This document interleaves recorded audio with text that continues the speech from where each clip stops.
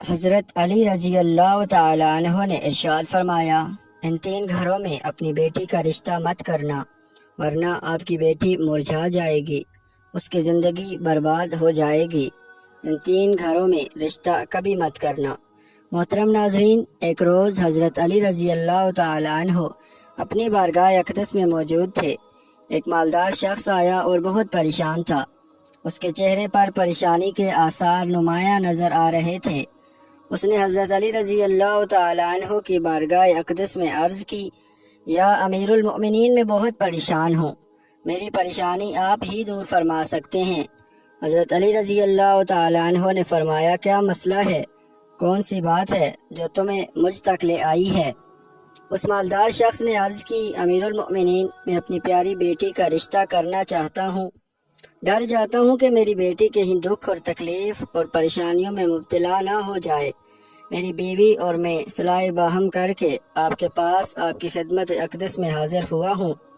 مجھے کوئی ایسا گھرانہ بتائیں جس سے میری بیٹی کا گھر آباد رہے اور ہمیشہ ہمیشہ کے لیے خوش رہے، اور ہم اپنی پیاری بیٹی کا گھر ہنستا بستا دیکھ کر ہمیشہ خوش رہیں۔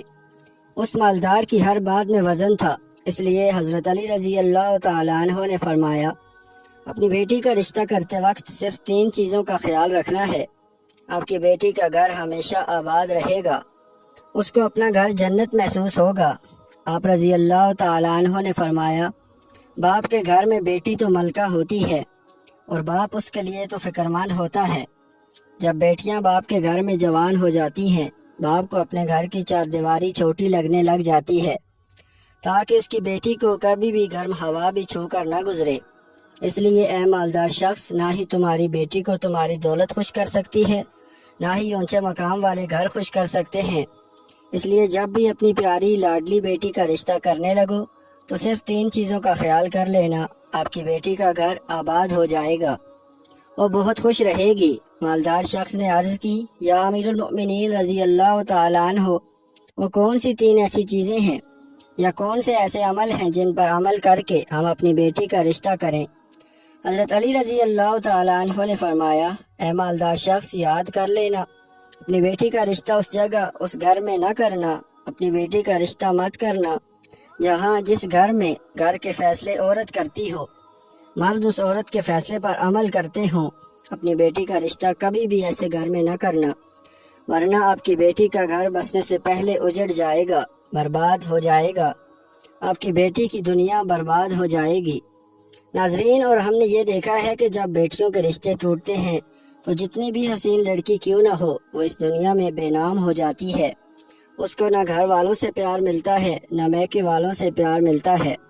وہ میکے والوں پر اور اپنے شوہر پر خود کو بوجھ سمجھنے لگتی ہے، اور ایسا ہم نے دیکھا ہے کہ بھائیوں نے بھی بہن کو بوجھ قرار دے دیا ہے۔ ایسے کئی گھر ہمارے آس پاس موجود ہوتے ہیں۔ ایسی لڑکیوں کو سب لوگ تانے دیتے رہتے ہیں۔ ایسی لڑکی کو نہ دن کو سکون ملتا ہے نہ رات کو۔ وہ جب اپنے والدین کو اور بہن بھائیوں کو پریشان دیکھتی ہے تو اسے کسی پل بھی راحت نصیب نہیں ہوتی۔ اسے لگتا ہے کہ یہ سارے غم اور پریشانیاں میری وجہ سے ہیں، اور آہستہ آہستہ گھٹ گھٹ کر جینا شروع کر دیتی ہے، اور تھک ہار کر یا تو اپنے شوہر کے پاس واپس چلی جاتی ہے اور اس کے ظلم و ستم کو زیور بنا لیتی ہے، یا پھر اپنی زندگی سے روٹھ کر بیمار پڑ جاتی ہے۔ اس لیے اے مالدار شخص، اس گھر میں اپنی بیٹی کا رشتہ کبھی نہ کرنا جس گھر کے فیصلے عورت کرتی ہو۔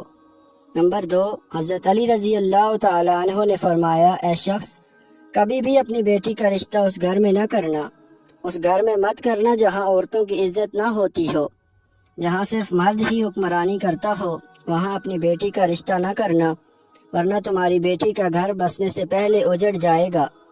ناظرین، ہم نے اپنے ارد گرد یا کہیں نہ کہیں ضرور دیکھا اور سنا ہے، ایسے گھر بھی ہیں جو عورت کو اپنی جوتی کی نوک پر رکھتے ہیں، حالانکہ اللہ تعالیٰ کے پیارے نبی حضرت محمد صلی اللہ علیہ وآلہ وسلم نے فرمایا کہ جیسا تم کھاؤ اپنی بیوی کو ویسا ہی کھلاؤ، جیسا تم پہنو ویسا ہی اپنی بیوی کو پہناؤ۔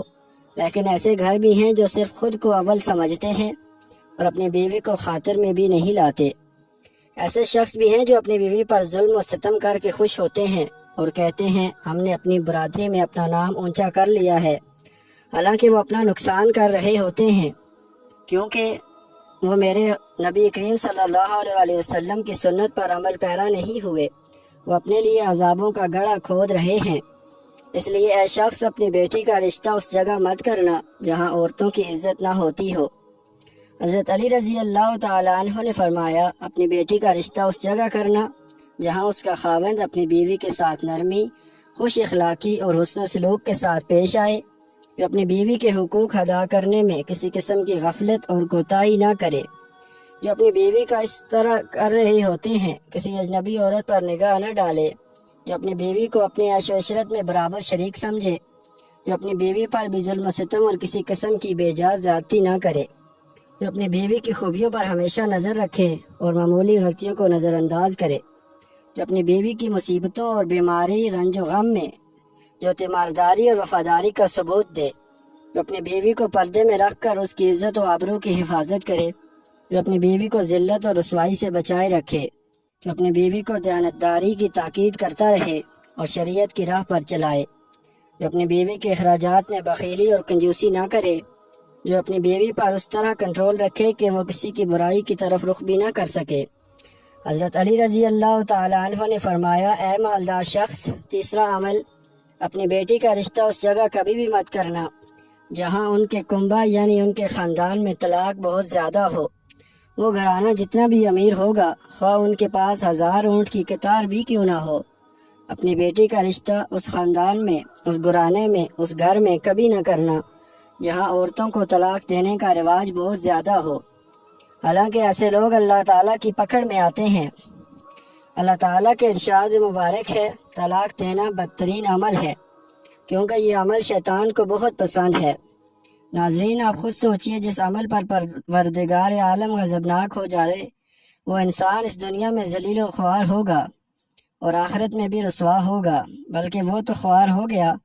سمجھو، اس لیے یہ ہے، شخص ان 3 چیزوں پر عمل کرو اور اپنی بیٹی کا رشتہ کہیں کر دو، کیونکہ یہ سنت عمل ہے اور آپ کی بیٹی ہمیشہ خوش رہے گی۔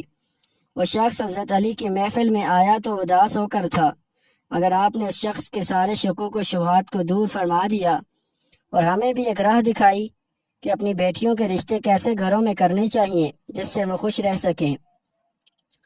ناظرین کرام، میری اللہ تعالیٰ سے دعا ہے کہ اللہ تعالیٰ ہماری تمام بہنوں کے نصیب اچھے کرے، آمین۔ ناظرین، اگر آپ کو ہماری ویڈیو اچھی لگی ہو تو اسے لائک کریں اور مزید ایسی اسلامی ویڈیوز کے لیے ہمارے چینل کو لازمی سبسکرائب کریں اور بیل آئیکن کو دبانا نہ بھولیں تاکہ ہر نئی آنے والی ویڈیو سب سے پہلے آپ تک پہنچتی رہے۔ شکریہ، اللہ حافظ۔